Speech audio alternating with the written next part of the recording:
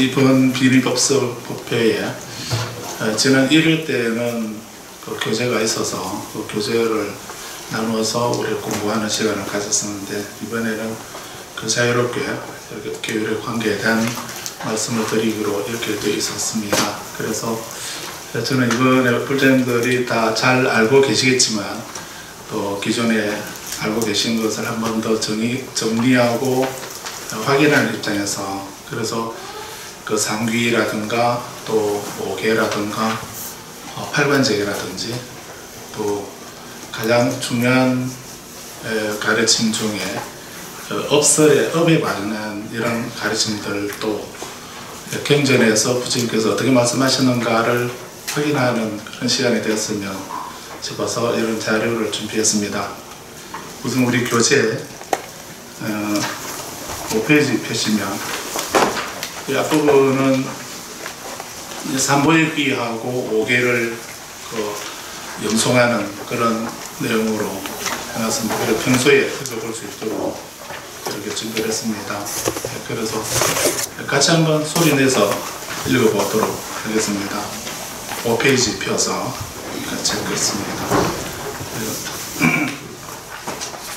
우리말로 번역했던 게 있습니다. 그래서 읽으시면 되겠는데요.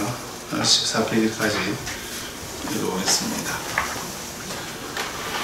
온 세상에 존귀하신 님, 거룩하신 님, 올바로 원만히 깨달으신 님 부처님께 하나이다.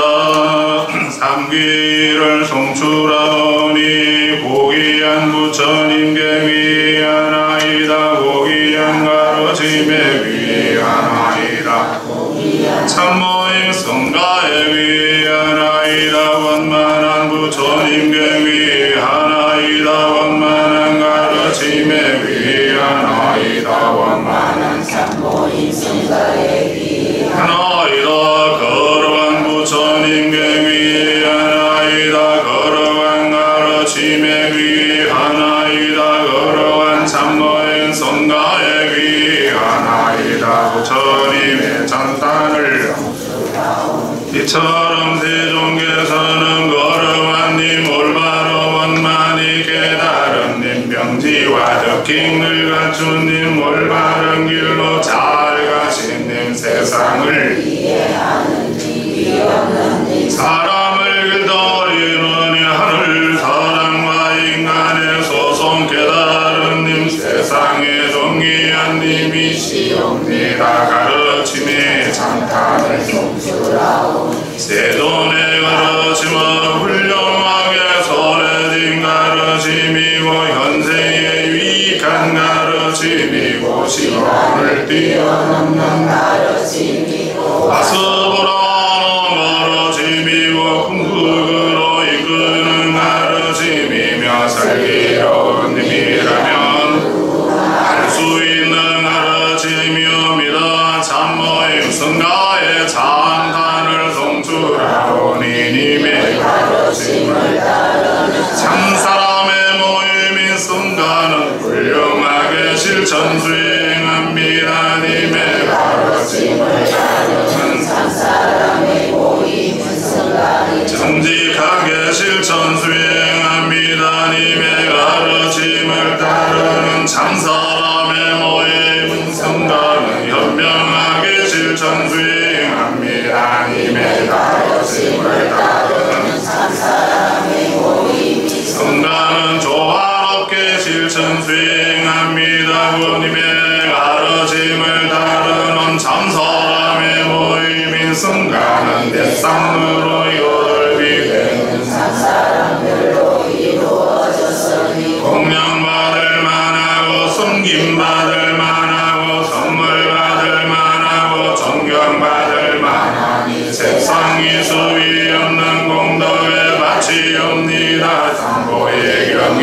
개성을 송출하오니 부처님 지극히 청정하고 바다와 같은 연민을 지니님 지극히 정화된 궁극주 발매 눈을 갖추고 세상에 악하고 불근들한 그 가요을 부수는 님 깨달은 님께 귀 아나이다 고소성의 가르침은 등불과 같다. 그리고 불사로 이끌고 세상을 뛰어넘어 궁각을 밝히던 가르침의 위하나이다. 참모인 정성하는 소원과 세상에 위 없는 바치로 불리니 정멸을 보고 올바른 길을 가신님을 따라 깨우치고 동료를 끄는 무기하고 현명한 님들을 참모의 민성가에 위하나이다. 이처럼 세상의 공경을 바쳐서 산보의 칠성으로 귀하오니 세 가지 영공덕으로 거성취의 힘으로 일체의 채널이 참으로 사라지길 바랍니다. 오계를 성출하오니 살아있는 생명을 죽이는 것을 삼가하니 계획을 지키겠습니다. 주디하는 것을 비하는 것을 삼가하는 계획을 지키겠습니다. 사랑을 나누며 잘못을 범하는 것을 삼가하는 계획을 지키겠습니다. 어리석은 거짓말을 하는 것을 삼가하는 계획을 지키겠습니다. 복주나 과일 주둥이 지기 있는 것을 취하는 것을 삼가하는 계획을 지키겠습니다.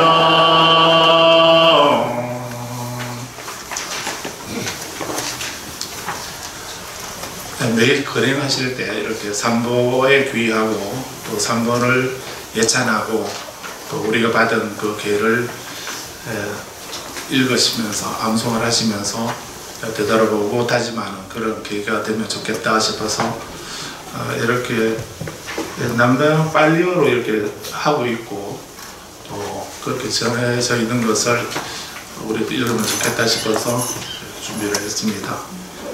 평소에 매일 한 번씩 여기 14페이지까지는 읽으시면 좋겠습니다.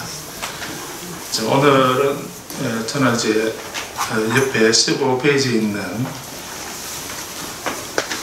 가나깐목갈라나의 경이라고 하는 이 경을 보겠습니다. 그래서 글씨가 너무 커서 잘 보시기가 힘드시겠죠. 그런데 그래서 집에서 가져가셔서 이제 천천히 읽어보시면, 그래서 우리가 이제 스님들께서는 많은 이제 계율에 관계된 이런 말씀을 해주셨는데, 그런 것이 경전에서 부처님께서 어떻게 말씀하셨는가 하는 것을 보고 알게 되면 더 확신이 들고 또 믿음이 가지 않겠나 싶어서 그 초기 경전 가운데 계율에 관계된 말씀들을 뽑아봤습니다. 가나깐목갈라나의 경이라고 하는 것은 이제 초기 경전은 두 가지 버전이 있습니다. 한문으로 되어 있는 그 초기 경전을 아함경이라고 그럽니다. 이 아함경이라고 하는 네 가지 아함경이 있는데, 이 아함경은 그 원어가 인도 산스크리트라고 하는 그 산스크리트로 되어 있는 그것을 번역한 것이 아함경입니다. 그래서 이 아함경은 하나의 경 이름이 아니고 부처님의 말씀을 다 모아둔 것입니다. 그래서 임의로 우리가 아함경이라고 붙였지만, 아함이라는 말은 아가마라고 하는 말을 한문으로 아함 이렇게 소리 나름대로 적은 것이거든요. 그래서 이 아함이라는 이 말은 전승되었다 이런 말입니다. 그래서 부처님께서 하신 말씀이 대대로 암기에 이어서 이렇게 전승되어 내려온 가르침이다 하는 이런 말이고, 그리고 이것은 우리가 임의로 하는 말이 아니고 부처님께서 이렇게 설하신 것을 우리가 외워서 이렇게 전하고 있다라고 하는 이런 의미입니다. 그래서 아함에는 장아함, 중아함, 잡아함, 정일아함 이렇게 네 가지 아함이 있습니다. 그래서 그것은 이제 한문으로 번역되어 있기도 한데, 근데 한 가지 아쉬운 것은 이 아함경은 부처님의 가르침을 근본 가르침을 전하고 있는 이런 내용인데 중국에서는 이 아함경은 소승불교 가르침이다 라고 이렇게 얘기를 했습니다. 그렇게 해서 화엄경이나 법화경이나 금강경이나 뭐 이런 대성경전에 대해서는 그 주석서, 해설서들이 수십 가지가 있습니다. 그렇게 수십 가지가 있고 권수로는 수백 권이 있고 이렇게 하는데, 그런데 아함경에 대한 이 중요한 부처님의 가장 원음이라고 할 수 있는 부처님 가르침의 근본 가르침이라고 할 수 있는 이 경전들인데, 여기에 대한 주석서는 한문으로는 단 한 권도 없다는 것입니다. 그래서 이 아함경의 가치를 중국에서는 지금까지 소승불교 가르침이다 이런 그런 잘못된 이해를 했기 때문에 여기에 대한 주석을 그래도 고맙게도 번역이라도 해두었으니까 우리가 지금 볼 수 있는 것인데, 그런데 거기에 대해서 개인적으로 보기는 해도 그에 대한 주석서는 안 남겼다는 그런 게 있습니다. 그런데 부처님 당시에 부처님이 이제 법문을 하실 때 산스크리트어로 법문하신 것이 아니고 발리어라고 하는 이 말씀을 이 언어로 법문을 하셨거든요. 그래서 그 말씀을 그대로 부처님이 하신 말씀을 다 외워서 이렇게 전승해 오고 있는 것이 있습니다. 그것을 발리어로, 산스크리트가 아니고 발리어로 되어 있는 그 말씀을, 그 가르침을 그대로 전승해서 전해내고 있는 그런 것 중에 경전의 가르침을 다 모아둔 것을 니까야라고 합니다. 그런 니까야라고 하는데, 이것은 이제 발리어로 되어 있는 부처님의 초기 말씀들을 모은 것이다 라고 이렇게 이해하시면 됩니다.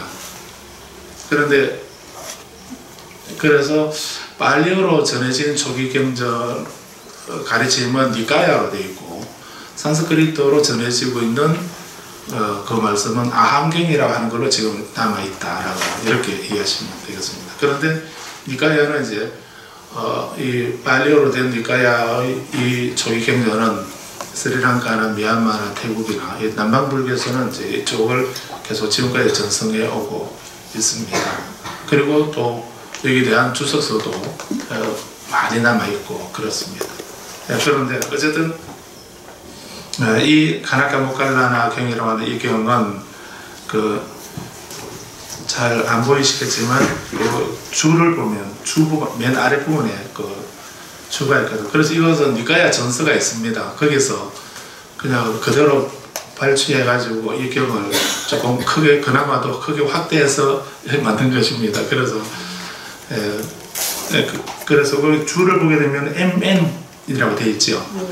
그래서 이 MN이라는 말은 이 약자인데, 이것은 마찌마 니까야, 마찌마에서 M을 따고 니까야에서 N을 따서 MN 이렇게 되면은 마찌마 니까야고, 이것은 한문 아함경에는 중아함경이라고 하는 거기에 해당되는 경입니다. 그래서 한문으로는 산수목걸림이라고 이렇게 하고 있는데 중아함경에서, 그런데 발리어로는 이제 가나카 모칼라나의 경 이렇게 전해지고 있습니다.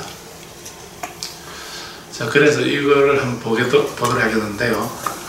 그래서 가나카 모칼라, 한문으로 가나카라는 말을 이제 산수라고 이렇게 번역을 했습니다. 우리 그 계산하는 다오 빼고 계산하는 그 산수, 머리 아픈 그 산수를 가나카라고 이렇게 말하는 겁니다. 그래서 이 바라본의 이름이 가나카 모칼라나라고 하는 분이었는데, 그래서 이분이 이름이 가나카라는 말이 들어간 걸 보면 아마 이분은 수학자였던 것 같습니다. 수학에 밝은, 산수 계산을 잘하는 그런 분이었던 것 같습니다. 그래서 이름에 가나카 모칼라나, 그리고 산수 목걸련 이렇게 했던 것 같습니다. 그런데 이분이 이제 질문을 하기를, 거기 3번에 보시게 되면, 3번에 그 번호 3번 보입니까? 네. 거기 보시게 되면 이제 가나카 모칼라나 이렇게 누가 질문하고 누가 대답하는 거다 하는 거를 알기 쉽게 이렇게 괄호에 해놨죠. 그래서 이 부분은 이제 가나카 모갈라나가 부처님께 질문하는 부분입니다. 존자 고타마요, 미가라마투 강당에는 단계적인 배움, 단계적인 실천, 단계적인 발전이 있습니다. 이렇게 말하고 있습니다. 그러면서 이제 단계적인 배움과 단계적인 실천, 단계적인 발전이 있는데, 그래서 공부를 위해서 공부를 하는 데 있어서 이렇게 단계적으로 배우고 단계적으로 실천하고 단계적으로 발전합니다. 이렇게 먼저 얘기를 합니다. 그래서 이 미가라마투 강당에서 그러하듯이 활 쏘는 사람에게도 활을 쏘는 양궁이나 이렇게 그 활을 쏘는 사람들도 처음부터 잘 쏘는 것이 아니고 그 활을 잘 쏘기 위해서는 그것을 배우는데 한번 가르쳐 주면 다 아는 것이 아니고 단계적으로 배우고 활 쏘는 데 있어도 단계적으로 실천하고 단계적인 발전이 있다. 그리고 회계사에도, 돈을 계산하는 회계사에게도 그렇고 이러한데, 마지막 질문이 부처님의 가르침과 존자 고타마의 가르침과 계율에도 단계적인 배움, 단계적인 실천, 단계적인 발전을 설하는 것이 가능합니까? 라고 이렇게 질문을 했습니다. 이 질문 내용 이해됩니까? 네. 예, 그래서 우리는 이제 여기서 이게 무슨 말인가 하면은, 우리는 단 한 방에 다 끝내려고 하는 이런 조급한 생각을 가지고 있죠. 그래서 뭐 대박 났다라고 이렇게 말하듯이, 그래서 수행을 하거나 공부를 하거나 기도를 하거나 이렇게 하면은 한 번 기도하면은 모든 것이 다 이루어지고, 한 번 수행하면은 바로 어떤 궁극적인 깨달음에 도달하게 되고, 한 번 공부하게 되면 한 번에 다 이루어지고자 하는, 이루어지기를 바라는 그런 조급한 마음을 가지고 있습니다. 그래서 이런 말을 또 나중에는 약간 바뀌어서 그런 말들을 이제 도노라든가 돈수라든가 이런 얘기도 하기도 합니다. 근데 그 돈수는 뭐 좀 다른 입장에서 설명해야 될 부분이긴 한데, 그래서 어쨌든 우리는 그렇게 깊이까지 안 가더라도 평소에 우리는 조금 기도해놓고 큰 거를 바라거나, 조금 공부해놓고 공부 다 끝났다라고 생각하거나, 조금 수행하고도 뭐 큰 거를 바라는 그런 마음들을 불자님들은 안 갖고 계시겠지만 다른 분들은 그런 생각 갖고 계신 분들이 주변에 많이 있죠. 그렇습니다. 그런데 부처님 가르침은 어떠한가? 부처님도 부처님 가르침에도, 계율이나 가르침에도 한번 가르침을 딱 들으면은 바로 부처님이 꽃을 한 송이 들어서 보이니까 그 전 대중들이 다 무슨 뜻인지 의미를 몰랐답니다. 그래서 그냥 멍하니 가만히 바라만 보고 있는데, 그 중에 마하가스비라고 하는 이 제자는 부처님이 꽃을 들어 보이신 의도를 알아챘습니다. 그래서 그 뜻을 알고 빙글에 미소를 지었답니다. 이것을 영화미소라 이렇게 말합니다. 그래서 부처님이 어떤 가르침을 설하시거나 또 어떤 의도하시는 것이 있으시거나 이렇게 하게 되면 그것을 많은 사람들이 부처님이 애달프게 길게 설명하고 이렇게 안 하셔도 그냥 하면 하면 벌써 다 알아차리고 사바하 하게 되면 다 이루어지고 뭐 이렇게 되면 참 좋겠는데, 근데 그렇게 될 수 있는 근기는 드물죠. 우리는 그런 근기하고는 아주 거리가 멉니다. 그래서 한 번에 단박에 깨달음을 얻고 단박에 실천이 완성되고 수행이 완성되고 하는 그런 길도 있겠지만, 그런데 우리들의 근기는 그거는 보편적인 근기가 아니기 때문에 부처님은 이 가르침을 이제 가섭존자 같은 이런 분들은 예외로 따로 뭐 이렇게 하시더라도 더 많은 그렇지 못한 그런 낮은 근기를 가지고 있는 우리들을 위해서는 부처님은 이 가르침을 점진적으로 실천 방법이나 수행을 점진적으로 이루어간다라고 이렇게 말씀을 하신 겁니다. 그래서 부처님 가르침을 점진적인 가르침이다라고 이렇게 말합니다. 그래서 이렇게 부처님 가르침이 점진적인 가르침이듯이 수행이라고 하는 것이 여기서 이제 이 가르침을 단계적으로 배우고 단계적으로 실천하고 단계적으로 발전하는 것이 가능하냐라고 이렇게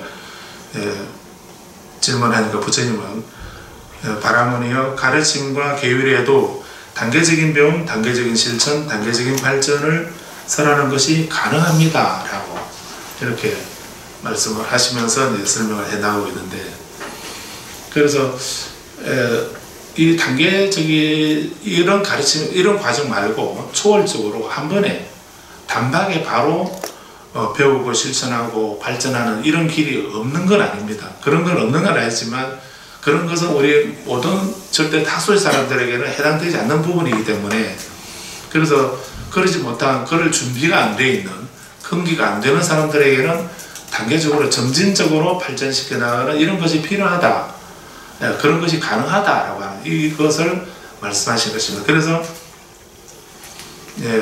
부처님의 가르침과 계율에도 그런 단계적인 실천이나 발전이나 이런 것이 배움이나 실천, 발전이 가능하다고 이를 말씀하신 것은 단정적으로 이것만이 있고 다른 건 없다는 이런 말은 아니죠. 그래서 근기에 따라서 빨리 할 수 있는, 건너뛰거나 빨리 할 수 있는 이런 길도 있겠지만, 근데 화를 쏘는 거나 회개를 하거나 일반적인 공부를 하는 데서 단계적으로 배우고 실천하고 발전하는 것처럼 부처님 법 속에서도 또 계율 속에서도 이것이 가능하다라고 하는 이 말씀을 이 바라문에게 말씀해 주는 경이 바로 이 가나카무칼라나의 경입니다. 자, 그래서 수행이라고 하는 말은, 수행이라는 말은 원어로 바바나라고 합니다. 한번 따라해 보십시오. 바바나. 바바나. 우리가 수행한다, 수도한다 이렇게 말할 때 그 수행한다는 말은 원어는 닦고 행한다 또는 돌을 닦는다 뭐 이런 의미인데, 근데 원어는 바바나라고 하는 겁니다.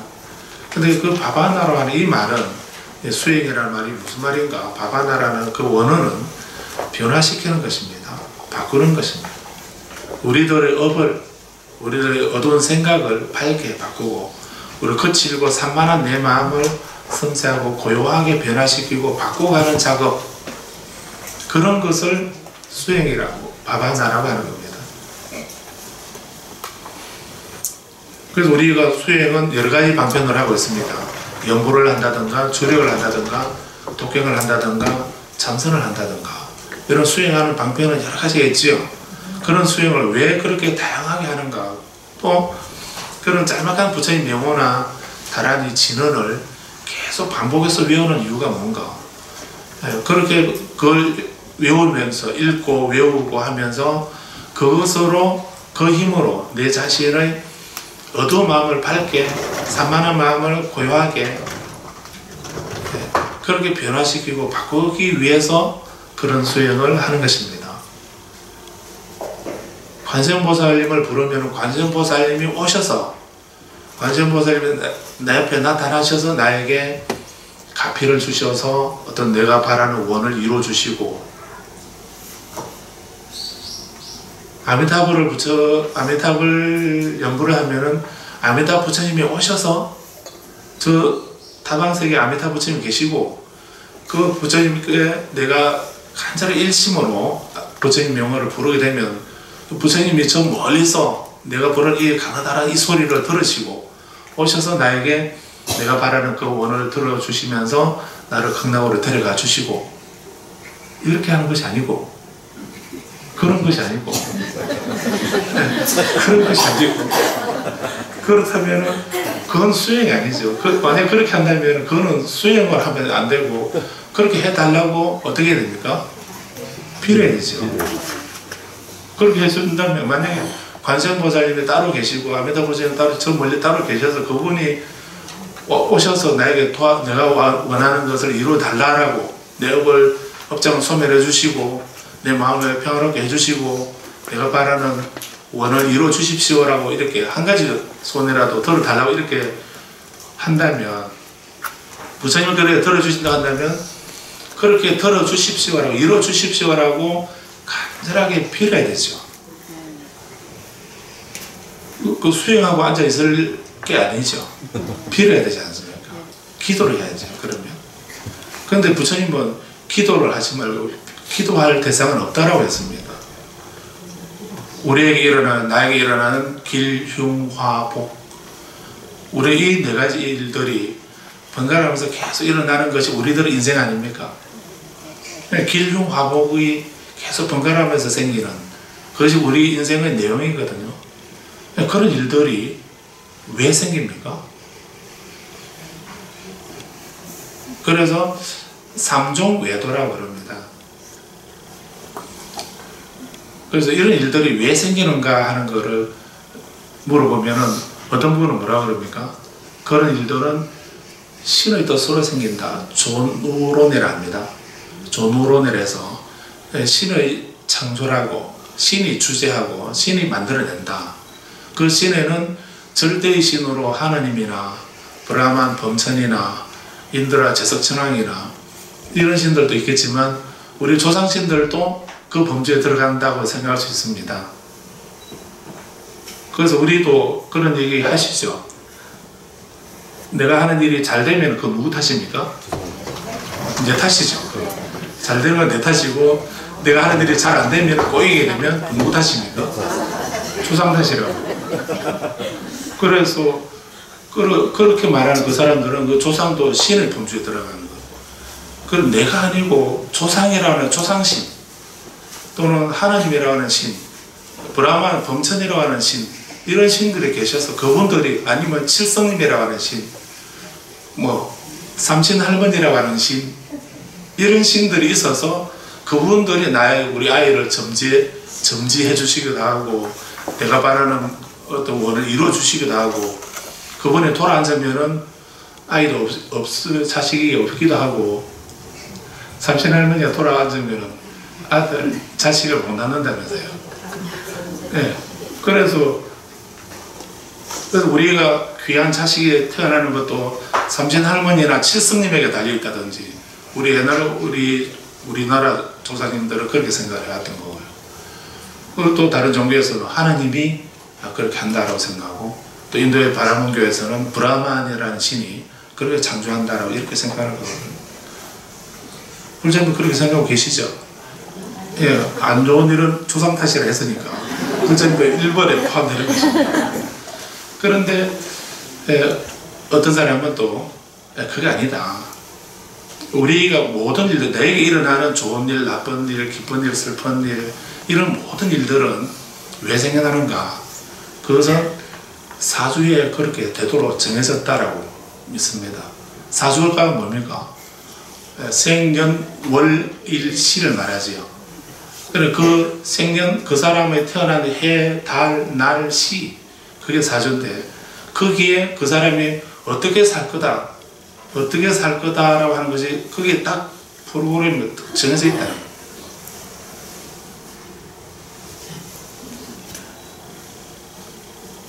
그렇게 생각하고 계시죠? 그렇게 생각하시기 때문에 불자님이 손자, 손녀 볼 때 어떻게 하십니까?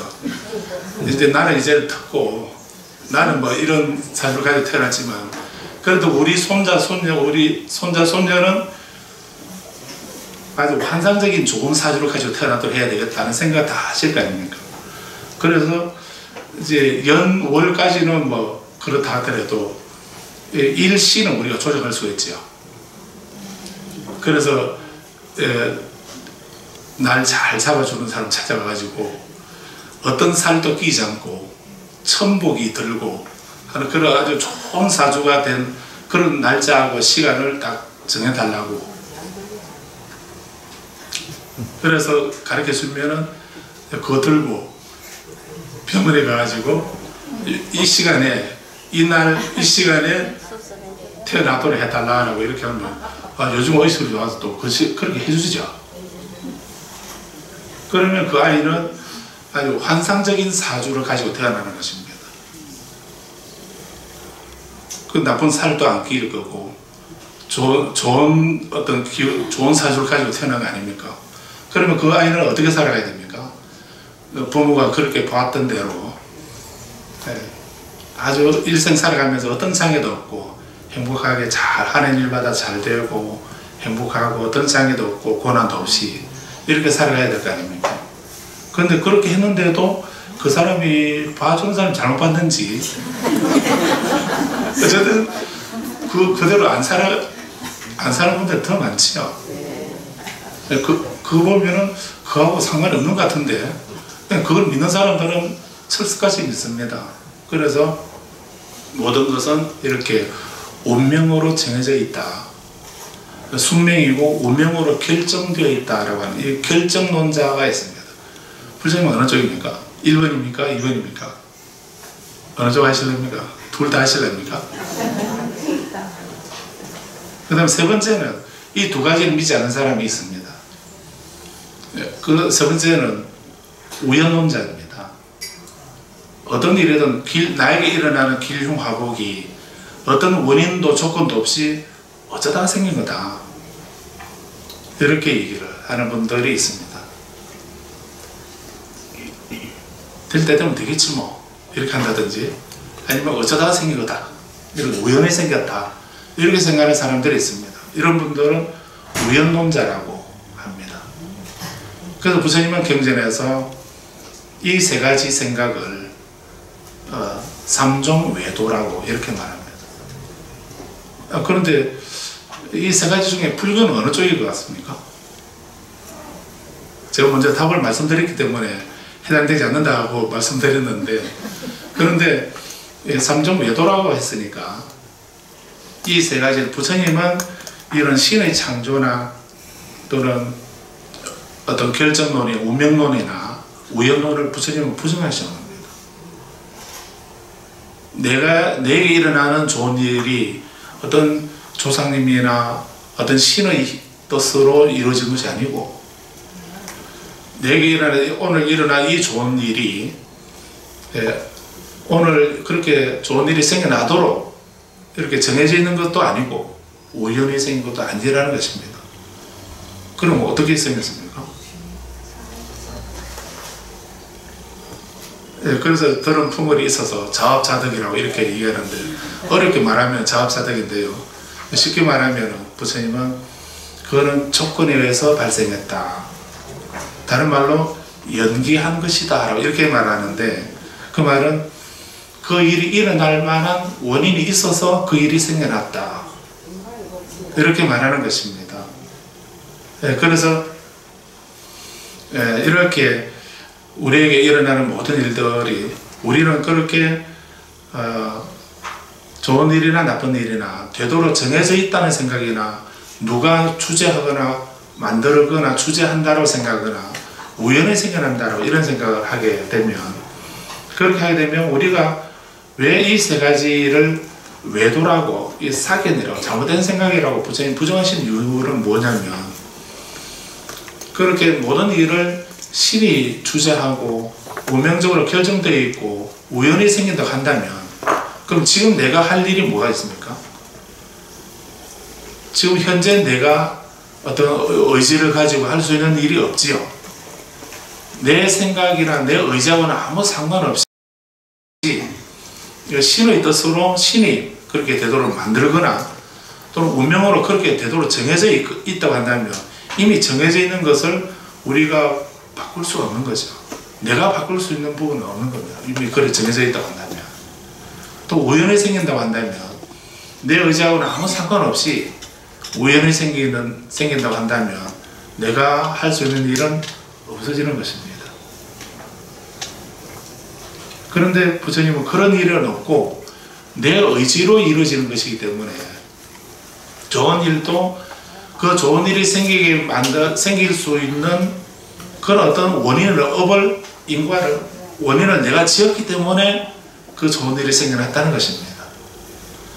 안 좋은 일이 일어난 것은 좀 우리 그런 생각이 좀 힘들겠지만, 근데 다른 사람이 아니고 내가 그 안 좋은 일이 일어날 원인을 내가 지어놨기 때문에 그 안 좋은 일이 생겼다는 것입니다. 이제 그 부분 이해가 되십니까? 그러면은 우리에게 좋은 일이나 나쁜 일이나 이런 것이 내 의지로 내가 선업을 지으면 행복해지고 내가 악업을 지으면 내가 불행해진다는 이걸 알게 되면 이제 우리는 뭘 해야 되겠습니까? 빌어야 되겠습니까? 아니면 수행을 해야 되겠습니까? 그 수행이 왜 중요한지 이제 아시겠습니까? 그래서 다른 분이 근데 놀랍게도 불자님은 부처님을 신으로 생각하고 있다는 게 이게 문제입니다. 부처님을 신으로 이름만 가시라든가 신이라 이 말을 안 쓸 뿐이지 불자님은 다 부처님을 신으로 생각합니다. 그래서 우리 부처님은 한 가지 소원은 들어주신다고 그렇게 믿고 계시죠. 그래서 난 불자님 소원이 한 가지뿐입니까? 여러 가지가 있는데 또 여러 가지 다 말하면은 말씀드려 부처님 욕심 많다고 하실까봐 싶어서 그래서 이제 한 가지 그 중에 한 가지만 좀 때가 아프지만 한 가지만 골라가지고 그래서 그거를 간절히 빌면은 부처님은 한 가지 소원은 체면상 들어주신다고 이렇게 생각하고 계시지 않습니까? 그러니까 어떤 데서는 우리 전에는 100가지 소원을 들어주시는 부처님이 계신다고 또 이렇게 말하는 분들도 있습니다. 뭐 한 가지든 100가지든 그건 문제가 없습니다. 똑같이 한 가지든 100가지든 부처님을 신으로 생각하는 분들이 그런 소리 하는 것입니다. 그런데 경전 어디에도 부처님은 나에게 빌어라. 그러면 내가 눈치 봐가면서 한 가지 정도는 내가 들어주겠다. 이렇게 말씀하는 경전은 사실 어디에도 없습니다. 우리가 그렇게 생각할 뿐이지. 부처님은 경전에서 분명히 나는 인도자다. 나는 안내사다. 그래서 우리가 예불 할 때 뭐라 그럽니까? 지신기명래 삼계 도사 사생잡 이렇게 하죠. 삼계 도사라 하잖아요. 그 도사가 무슨 말입니까?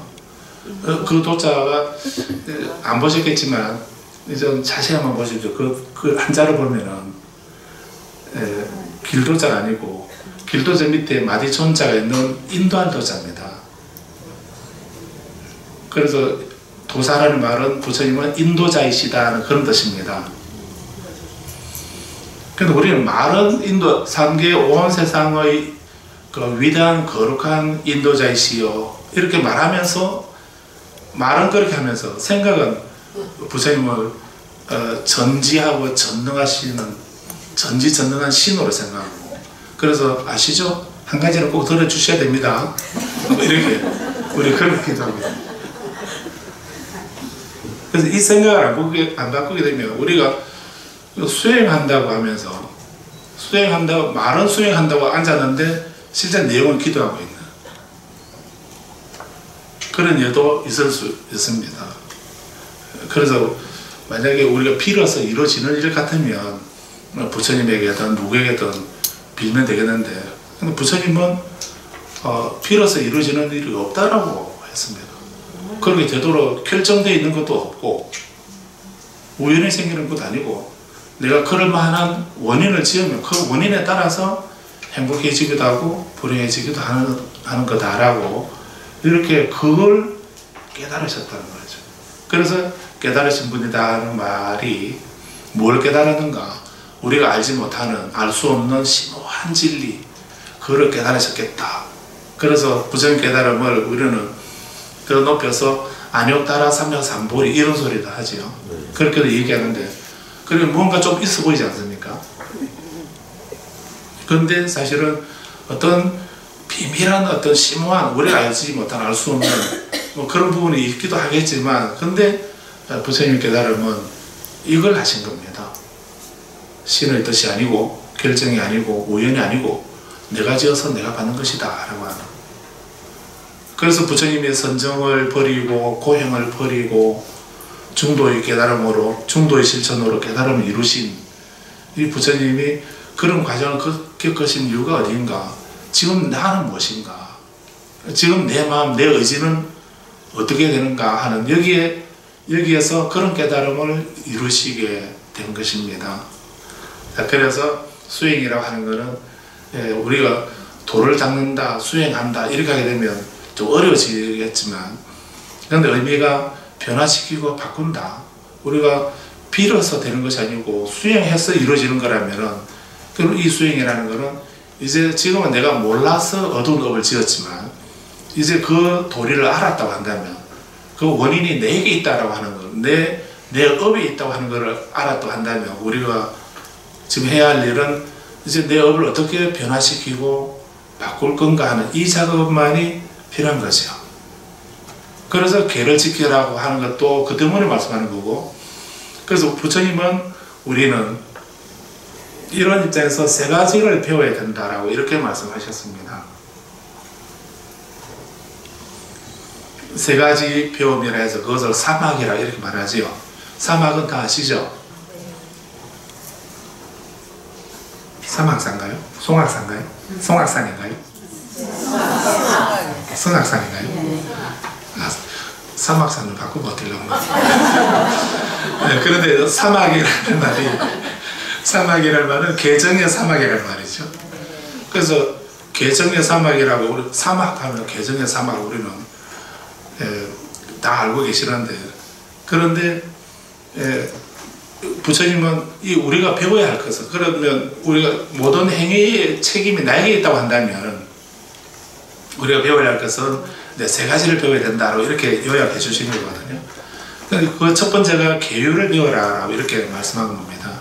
그래서 그래서 지금 우리는 비니법석이라, 비니평등법회 이렇게 할 때 비니라는 말이 계율이라는 말이거든요. 계율이라는 말인데, 그래서 비니평등법회라고 이렇게 하니까 계율에 대해서 얘기한다니까, 계율이라는 말은 불자님이 듣기만 해도 머리가 쥐가 나기 시작하죠. 그래서 뭐 다른 거 하면은 한 가지 소원은 들어주는 법회다 이렇게 하게 되면 그래도 다 기쁜 마음으로 갈 수 있는데, 뭐 계율을 살생도 하지 말고 거짓말도 하지 말고 술도 마시지 말고 뭐 이렇게 뭐 하지 말라는 계율에 대해서 가르친단다 이렇게 하면 그렇게 하지 말지, 딴 데 가자 이렇게 다 그렇게. 그래도 불자님은 용감하게 생각하셔서 그래도 이리 오셨는데, 아니 오신 분들은 그래도 우리가 계율이라 하게 되면 그렇게 먼저 부담을 갖습니다.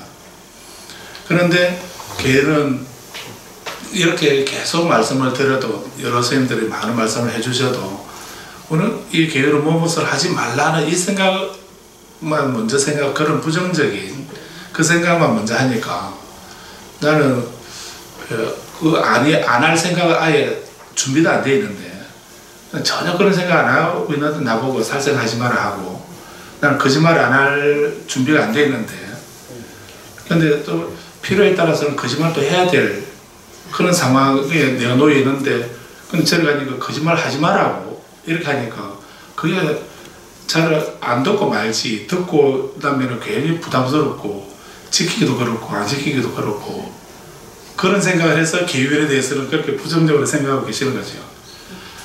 그래도 모임을 가게 되면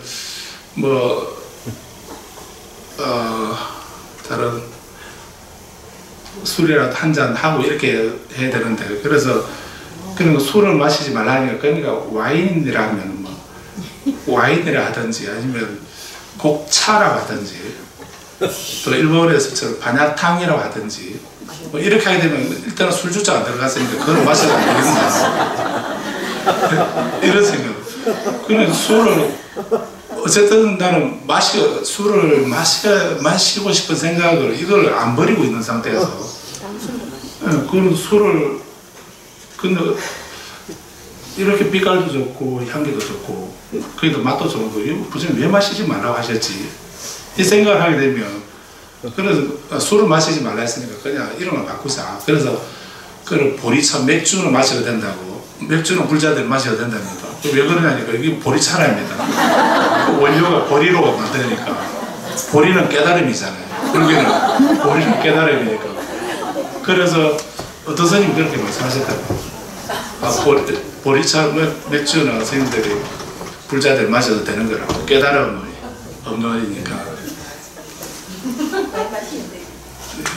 그래서 그런 식으로 이해하게 되면, 그래서 우리가 내 행위에 있다고 하는 내 업에 의해서 행복하기도 되고 불행하게 된다는 이 인연법이나 이 연기법을 알게 되면은 계율에 대해서도 그런 부정적으로 생각 안 하고 자발적으로 본인이 나는 이제 나에게 불행과 고통을 초래하는 다른 생명을 죽이거나 해치는 이런 일들은 난 안 해야 되겠다. 그래서 이 페이지 15페이지 제일 밑에 줄 보시면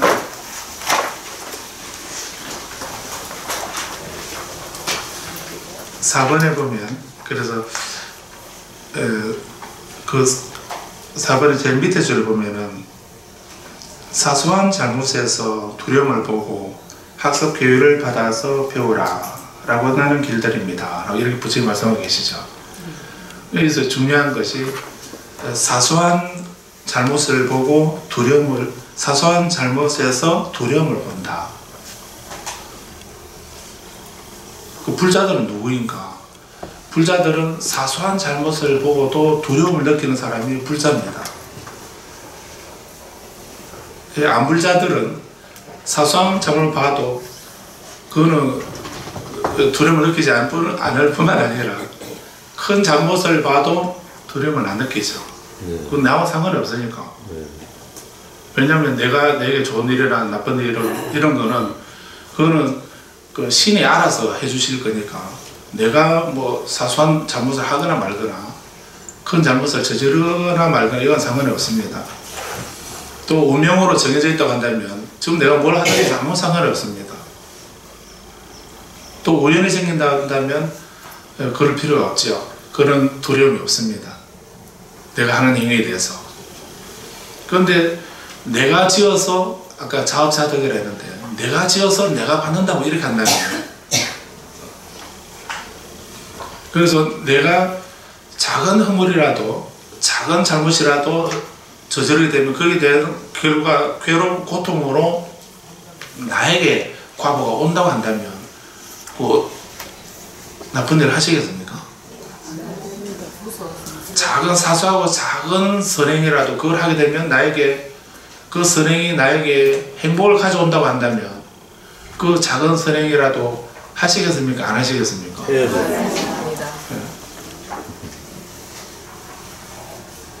그래서 청정도론이라고 하는 그런 논수가 있습니다. 거기 보면은 비구라고 하는 말, 비구라고 하는 말은 이제 남자 스님들을 20살 이상의 남자를 비구라 하고 여성 수행자들을 비군이라고 이렇게 말합니다. 그래서 비구, 비군이 이렇게 할 때 비구라고 하는 말을 한자로 써놓고 비구라고 우리 읽긴 하는데 이거 한자 뜻은 없습니다. 이거 인도 말입니다. 그래서 이걸 번역하게 되면 빌글자 선비사자에서 글사라고 이렇게 번역합니다. 음식을 얻어먹으면서 살아가는 사람 이렇게 그런 의미로 글사라고 번역하거든요.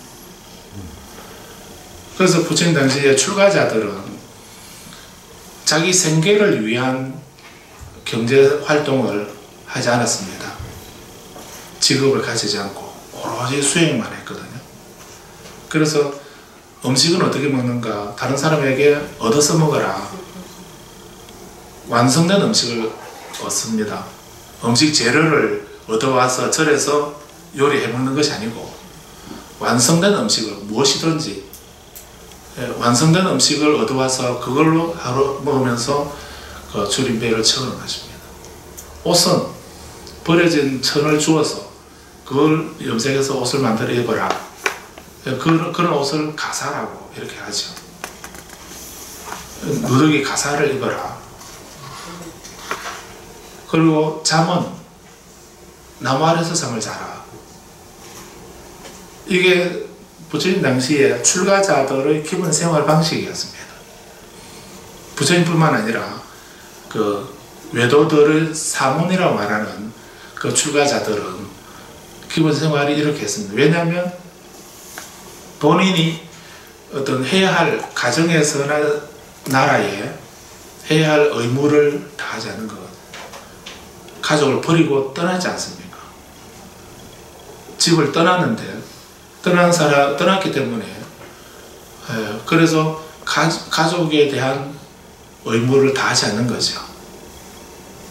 또 출가했기 때문에 그래서 경제활동을 하지 않기 때문에 나라에 대한 세금을 내야 할 의무도 없습니다. 세금을 내게 되면은 우리 그 물건을 내가 사거나 어떤 그런 경제활동을 하게 되면 우리나라 요즘에 무슨 세가 있습니까? 부가가치세라는 것이 있죠. 우리는 생수 한 병을 사도 거기에 세금이 들어 있습니다. 그 돈을 주고 사게 되면 거기에 일정한 세금을 나라에서 거두도록 되어 있죠. 그래서 우리는 이 나라에 살게 되면 세금을 내야 될 국민이라면 세금을 내야 할 의무가 있는 것입니다. 그런데 선생님들은 그런 경제활동을 안 하기 때문에 그래서 세금을 내려고 하니 세금 낼 게 없습니다. 그래서 지금까지는 비과세였습니다. 선생님들은 나라에 세금을 안 냈습니다. 그리고 집을 떠났기 때문에 가정에 대한 가족을 부양해야 할 이런 의무가 선생님들에게는 없는 거죠. 그래도 먹고 살아야 되기 때문에 그럼 어떻게 먹는가? 의무를 다하지 않으면서 권리를 어떻게 누리느냐? 그래서 우리가 기본적으로 해야 할 의무를 하지 않기 때문에 음식은 다른 사람이 먹다 남은 것을 주는 것을 얻어서 먹도록 이렇게 하고, 옷은 버려진 천을 주어서 그걸로서 옷을 만들어 입는, 잠은 나무 아래나 동굴에서 잠을 자는 이런 생활을 했던 것입니다. 그래서 이분들은 그렇게 자기 생계를 다른 사람에게 음식을 얻어서 먹으면서 살아가는 사람들이다 라고 해서 인도에서는 그런 사람들을 비구 이렇게 불렀던 것입니다. 그래서 사실은 비구 이렇게 하게 되면 되게 고상해 보이는데, 그렇게 부르면 고상해 보이는데 의미를 알고 보니까 얻어먹는 사람이라며 이렇게 하면 좀 그렇죠. 그런데 우리는 이제 음식을 얻어서 먹으면서 제가자는, 그래서 부처님은 제가자들은 수행자들에게, 스님들에게 음식을 공양을 해라. 그렇게 하게 되면 공덕을 짓는다라고 이렇게 말씀을 하신 겁니다. 그래서 음식을 공양을 드리게 되면 스님들은 이제 음식을 얻어먹는 대신 그 제가자에게 법을 가르쳐주는, 법으로서 공양을 하는 이런 관계로 하라고 말씀하신 거죠. 그래서 이렇게 비구를 일반적으로 글사라는 이런 말로 번역을 하는데, 또 다른 말로는 비구라는 말을 포마라고 이렇게 번역합니다. 포마, 두려워할 포자에다가 악마 맞자, 포마라고 번역하는데, 그래서 청정도론이라는 그 논수에 보면은 뭐라고 하고 있냐면, 스님들은, 비구들은 윤회에서 두려움을 본다. 생사 윤회하는 이 생활에서 두려움을 본다. 그리고 이 작은 사소하고 작은 잘못에서 두려움을 느낀다. 그래서 이런 수행자들을 비구라고 한다. 윤회에서 두려움을 느끼고 또 작은 허물에서 두려움을 느끼기 때문에, 그래서 이분들을 비구라고 한다 하는 이런 말이 있습니다. 그러면 이제 좀 더 확대해가지고 불자는 누군가? 불자는 누구냐면, 우리는 불자는 여기 사소한 잘못에서 두려움을 볼 줄 아는 사람, 보는 사람이 불자다라고 이렇게 생각하셔야 됩니다. 우리는 작은 허물을 보면서도 거기서 두려움을 느껴요. 그거를 이 정도는 괜찮다라든가, 그거를 합리화시킨다든가, 뭐 어쩔 수 없지 않냐라든가 이렇게 합리화시키지 말고, 내 말이나 행동이나 생각에서 누가 보거나 안 보거나 그건 상관없이 내가 어떤 작은 잘못이라도 내가 범했다, 짓고 있다고 하는 것을 본인이 알아차리게 되면, 그것도 우리는 그렇게 작은 잘못을 저지르는 내 자신에 대해서 그 잘못에 대해서 두려움을 느끼게 된다. 두려움을 느끼면서 우리는 뭘 해야 됩니까? 그 다음에 참여를 해야 되죠. 그래서 이렇게 계를 받는 거 이런 것도 중요하지만 더 중요한 것은 이제 계를 왜 받고 왜 지켜야 되는가. 그래서 내가 하는 그 행위에 의해서 내가 선업을 지으면은 계를 지키면은 지키는 것에 대한 공덕이 내게 있고 또 계를 범하게 되면 불자이거나 아니거나 그건 상관없이 그래서 내가 업을 짓게 되면은 악업을 지으면 그에 따른 괴로움과 고통이 나에게 있는 것이기 때문에 그래서 그걸 생각하게 되면 우리는 굳이 5계라든가 10성계라든가 뭐 팔관제계라든가 이런 이름 안 붙여도 그런 모든 계의 가장 기본은 바로 우리는 이 작은 잘못에도 두려움을 느낄 줄 아는 그 마음에서 시작된다는 거 그걸 아셔야 합니다. 그리고 그래서 계정의 사막에서 계는 계율을 지킨다는 이런 의미이기도 한데 계율을 배운다는 말인데 그런데 경전에서는 계율을 지키는 것은 무슨 말인가? 계율을 지키는 것은 바로 좀 다른 경전 중에 그 유가사지론이라고 하는 미륵보살이 지은 그런 논서가 있습니다. 거기 보게 되면은 이 계율에 대해서 이렇게 말씀하고 있습니다. 우리가 계를 유리계, 섭유리계라고 이렇게 말하는데요. 계를 지킨다고 하는 것은 바로 우리 마음을 편안하게 하도록 하기 위해서 우리 마음을 편안하게 안주시키기 위해서 마음을 거두어 잡기 위해서 마음을 편안하게 하기 위해서 계를 지키는 거다라고 이렇게 말씀하고 있습니다. 그리고 섭선법계라고 하는 것이 있는데 섭선법계라고 하는 모든 선한 가르침 선법을 다 거둔다는 지킨다는 이런 의미로 섭선법계라고 하는 것이 있는데 그 섭선법계라고 하는 것은 우리 스스로 내 자신이 부처님 법 속에서 내 자신을 성숙시키기 위해서 지키는 계가 섭선법계다.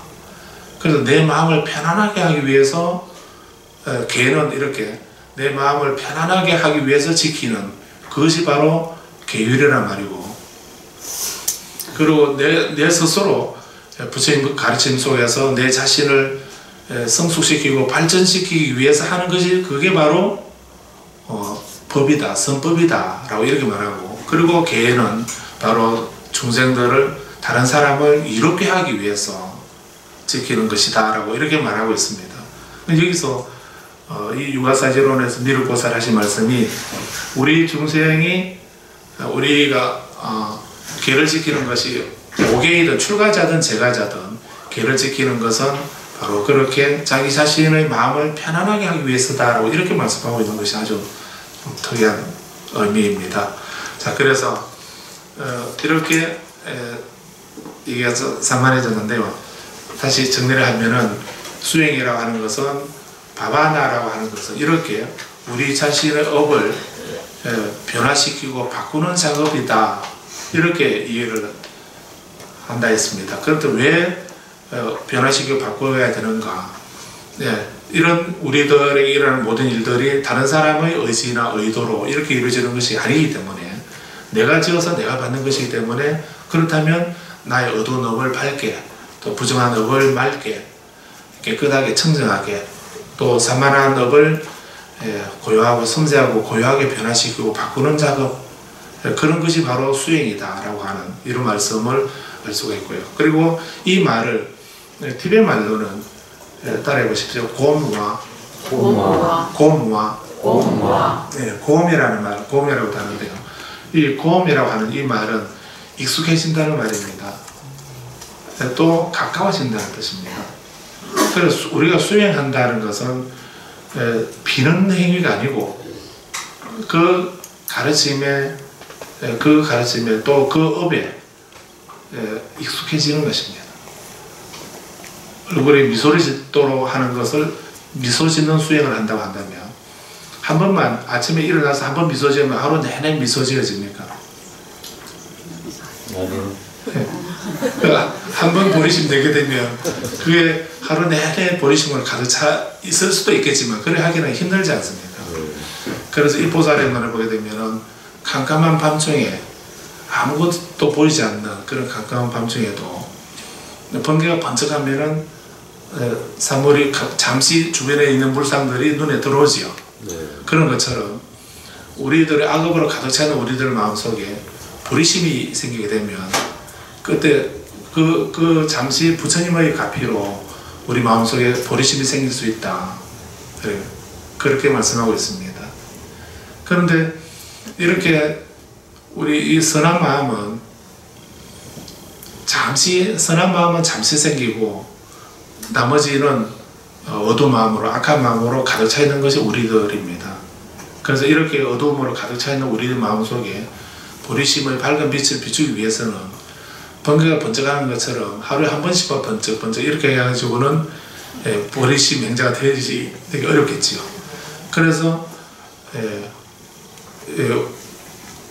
우리 마음을 밝히기 위해서는 그 밝은 기운들을, 밝은 마음들을 계속 되풀이하고 이렇게 반복해서 끊임없이 되풀이하고 반복하는 그런 행위를 통해서 비로소 이제 그 1초간 번쩍하는 것이 한 번 더 하게 되면 2초간, 또 한 번 더 하면 3초간 이렇게 늘어나게 되겠지요. 그런 것처럼 수행이라고 하는 것은 반복해서 익숙해지도록 하는 거다라고 이렇게 이해를 하고 있습니다. 그래서 우리도 수행을, 그래 내가 수행하는 것은 그렇게 부처님 말씀에 익숙해지기 위해서, 내가 선업을 짓고 보리심에 익숙해지기 위해서 하는 거다. 그렇게 하기 위해서 내가 연부를 하고, 그렇게 익숙해지도록 하기 위해서 주력을 하고 독행을 하고 명상을 하고 참선을 한다. 이렇게 생각하셔야 됩니다. 그래서 그런 의미에서 부처님은 여기서 이 가나카 모칼라나 이 바라본에게 이 법과 기율에도 점진적인 배움이 있고 점진적인 실천이 있고 점진적인 성숙 발전이 있다라고 이렇게 말씀하신 것입니다. 좀 마쳐야 되나요?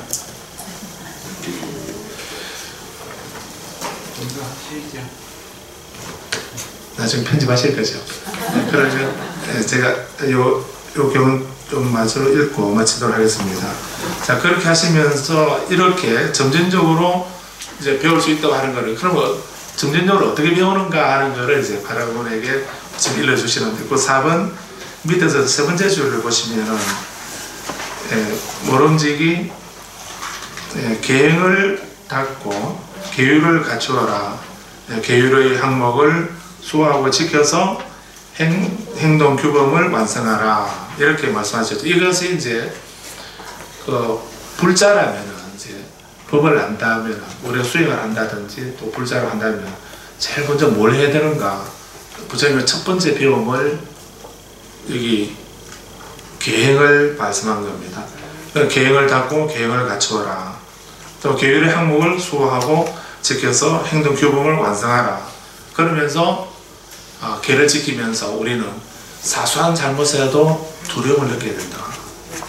두려움을, 그거를 내 업이 그러니까 덮어두자라든지 합리화시켰다든지, 상황이 그러니까 뭐 어쩔 수 없지 않냐라든지 이렇게 하면 계를 온전히 지킬 수 없게 되는 것입니다. 한 부처님의 제자들이 두 비구가 안거를 하고 이제 안거 끝나고 난 뒤에 부처님께 안거를 잘 마쳤습니다 라고 이제 인사를 하려고 부처님께로 가는 길을 가고 있었습니다. 근데 가는데 어떤 사막 같은데 이런 데를 지나게 되어가지고 그래서 그 길을, 먼 길을 가는데 중간에 물을 마실 수 없었습니다. 그 갈증이 아주 심하게 나는데 한 모금 물을 마실 수 없는 그렇게 힘든 길을 걸어가고 있었습니다. 그러다가 가다가 이제 곳에 보니까 웅덩이가 있어서 거기에 물이 고여 있었습니다. 물이 있어가지고 이제 살았다 하고서 얼른 달려가서 물을 마시려고 보니까 그 물 속에 벌레가 있는 것입니다. 그래서 두 비구가 이제 그 물을 똑같이 목이 엄청 말랐는데 그 물을 보고 이제 마시려고 그러니까 한 비구가 이 벌레가 있다. 벌레가 있으니까 마시면 안 되겠다라고 마시지 말자. 이렇게 부처님께서 벌레가 있는 물을 마시지 말라고 하셨으니까 마시지 말자. 이렇게 얘기를 했습니다. 그러니까 한 비구가 그래도 벌레 근데 우리가 목이 너무 마른데 지금 이 물을 안 마시면 우리가 죽을지도 모르는데 근데 그냥 뭐 내가 죽어버리면은 무슨 의미가 있겠냐. 그래도 벌레가 있는 물을 마시고 그게 뭐 보약은 아니겠지만 그래도 그걸 마시고 살아서 부처님께 가서 우리가 이렇게 수행했습니다라고 이런 말씀 드려야 되지 않겠나. 이렇게 한 비구는 그렇게 말하고 한 비구는 그래도 부처님 마시지 말라 했으니 마시지 말자 이렇게 했습니다. 그런데 이제 한 비구는 그래서 안 마시고 한 비구는 그 물을 마셨습니다. 그래서 안 마신 비구는 그냥 목이 말라서 죽었고 마신 비구는 살아가지고 이제 부처님에게로 갔습니다. 가가지고 안 그래 잘 지냈냐라고 이렇게 하니까 저희들은 둘이 도반하고 같이 안 그래 지내는데 너무 목이 말라가지고 그래서 그 한 비구는 그 목이 말라서 죽었습니다. 너는 어떻게 살아왔냐라고. 근데 저는 그래도 부처님께 이 물을 마시고 내가 살아서 부처님에게로 가야 되겠다 싶어서 그래서 그 물을 마시고 와서 이렇게 인사드립니다라고 이렇게 말씀을 드리죠. 어쩔 수 없는 상황이겠죠. 그래서 안 마시고 죽는 것보다는 마시고 살아서 또 수행도 하고 공덕도 짓고 이렇게 하면 더 낫지 않겠나 하는 생각도 들지요. 그런데 부처님은 그 살아온 비구를 나무라십니다. 어리석은 비구야. 그 비구는 비록 내 가르침에 계율을 지키는 사람은 천리 먼 길에 있어도 늘 나랑 함께 같이 있는 것이다. 그 바로 내 옆에 앉아있다 하더라도 계율을 지키지 않는 사람은 가르침을 지키지 않는 사람은 나랑 천리랑 멀리 떨어져 있는 것 같다라고 이렇게 말씀하셨습니다. 그러니까 우리가 상황에 따라서 이 정도는 괜찮다. 어쩔 수 없지 않냐. 이렇게 우리는 합리화시킬 수 있겠지만 근데 그렇게 하게 되면 수행이 안 되고 지게 행위가 안 된다는 것입니다. 그래서 이렇게 사소한 잘못에 대해서도 두려움을 보고 그리고 또 잘못은 참여를 하고 또 선의식으로 다짐도 하고 발언도 하고 이렇게 해야만 성숙된다는 것이죠. 그 다음에 다음 페이지 배워서 5번을 보게 되면 그래서 점진적인 배움이라고 했으니까 부처님은 점진적인 배움의 단계를 말씀하고 있는 것입니다. 그래서 5번에 보면 오라 수행성이여 그대는 감각능력의 활동을 수호하라. 자, 계를 지키면 이것이 수행의 전부가 아니고 그거는 이제 첫걸음입니다. 두 번째, 계를 지키면서 두 번째 우리가 수행해야 할 내용은 뭔가 감각 능력의 문을 수호해라. 눈을 단속하고 귀를 단속하고 입을 단속하고 몸을 단속하고 그래서 우리 안입이설신이라고 하는 이 6가지 감각기관 능력을 단속하고 제어하라는 것입니다. 그 계를 지킨다고 하면서 눈은 보는 대로 끌려가고 귀는 소리 들리는 대로 끌려가게 되면 이 온전한 계를 지키지 못하게 되죠. 계를 지키면서 먼저 우리 수행한다면 두 번째 내 6 감각기관을 제어하고 단속하는 이 공부를 그걸 배워야 됩니다. 그 방법을 배워야 된다는 것입니다. 그래서 계 지키는 것만 배웠으면 되는데 오늘 지금 중요한 어려운 두 가지 이제 이 감각 능력을 어떻게 단속할 건가 되게 그래서 두 번째 수행해야 할 내용이 계를 지키는 걸 바탕으로 감각 능력을 단속해라 수호하라 했습니다. 그 다음에 6번째 그 다음에 6번째는 두 번째 줄을 보면 6번에 보면은 오라 수행성들이여 식사하는데 분량을 알아라 이렇게 했습니다. 두 번째는 우리가 먹을 때 음식을 먹을 때 양을 알아라 라고 했습니다. 음식의 분량을 아는 것, 양을 아는 것 이것이 세 번째 수행입니다. 첫 번째는 계를 지키는 것, 두 번째는 감각 능력을 감관을 수호하는 것, 세 번째는 평소에 본인이 음식의 양을 아는 것입니다. 그래서 포급을 하거나 폭식을 하거나 이렇게 해서도 안 되죠. 그렇게도 안 되고, 그래서 이 음식을 본인이 먹을 양만큼 그 양을 아는 그런 것을 말하는 것이긴 하지만, 근데 사실 우리 수행자들에게는 음식의 양을 안다는 이 말은 나는 항상 글씨가 의지해서 음식을 먹는 것이다 하는 이런 걸 알아차리는 것이다 라고도 얘기를 합니다. 어쨌든 우리 수행의 세 번째 수행은 부처님은 우리 음식의 양을 아는 것이다 라고 이렇게 말씀했습니다. 그 다음 7번에 보면은 네 번째 수행을 말씀합니다. 우리 수행성이여 깨어있음에 전념하라. 낮에는 경영의 좌선으로 모든 장에서 마음을 청정히 하라. 이렇게 깨어있음에 전념하라 했습니다. 그래서 네 번째는 항상 깨어있어야 된다는, 깨어있음에 전념하는 수행을 하라라고 했습니다. 그래서 완전한 깨달음은 어떻게 이루어지는가? 이런 단계를 거쳐서 수행을 할 때 비로소 완전한 깨달음을 얻게 된다는 이런 의미에서 말씀하시는 것이거든요. 그래서 한 번에 우리가 수행한다고 자리에 앉아 있기만 하면 그게 수행인가? 또 아니면 개를 지킨다고 하는 그 행위 그 하나만 가지고 수행을 할 수 있는가? 그건 아니라는 얘기죠. 점진적으로 배우고 실천하고 발전해 나가는 것이다 라고 이렇게 말씀하시면서 네 번째는 깨어있음에 전념하였습니다. 그 다음에 8번에 새김을 확립하고 올바로 알아차려라 이렇게 했습니다.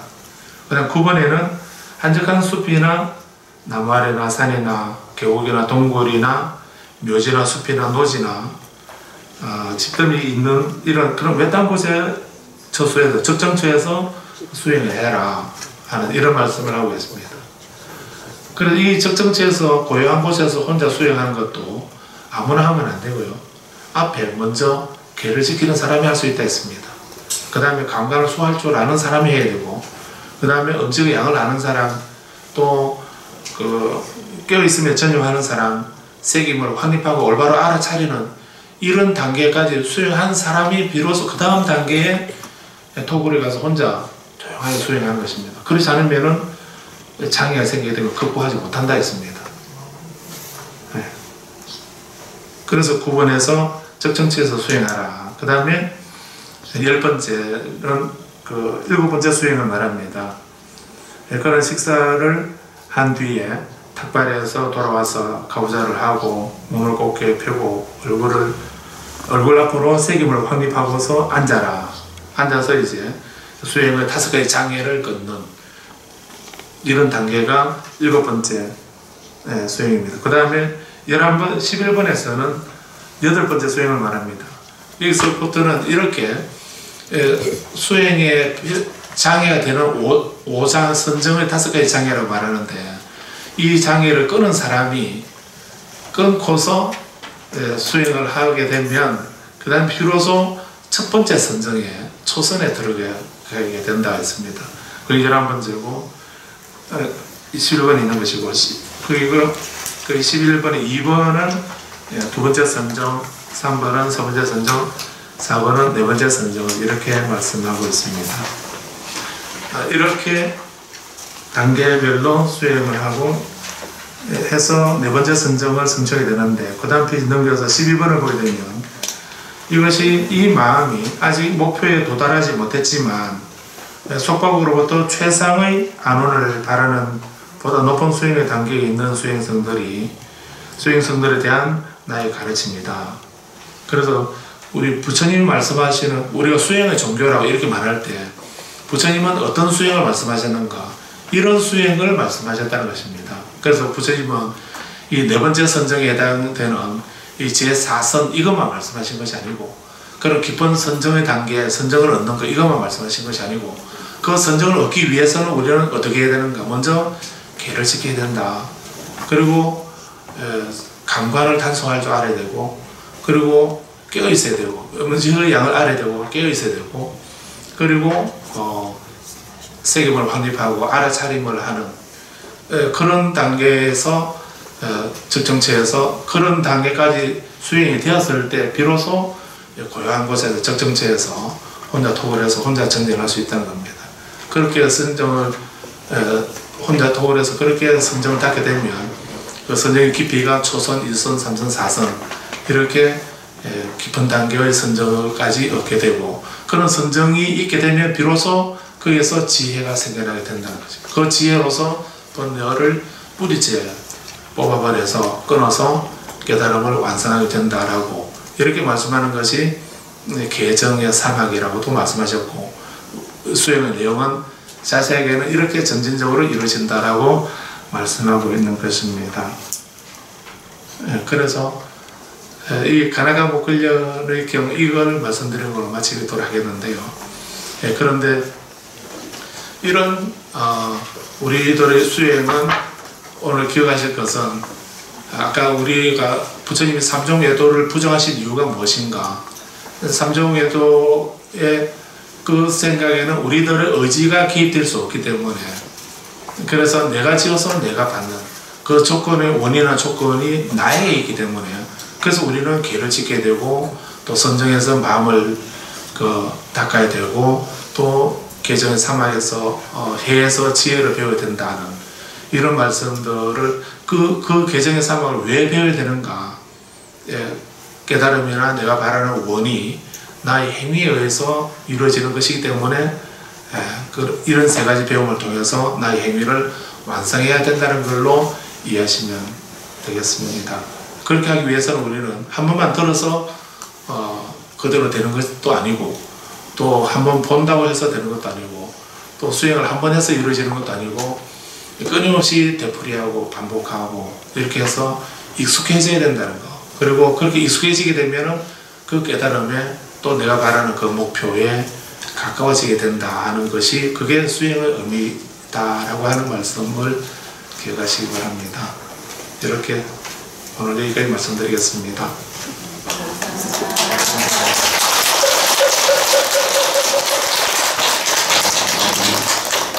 요령이 없어서 제가 첫 번째 경만 다 말씀 여기만 조금씩 보고 말하는데요.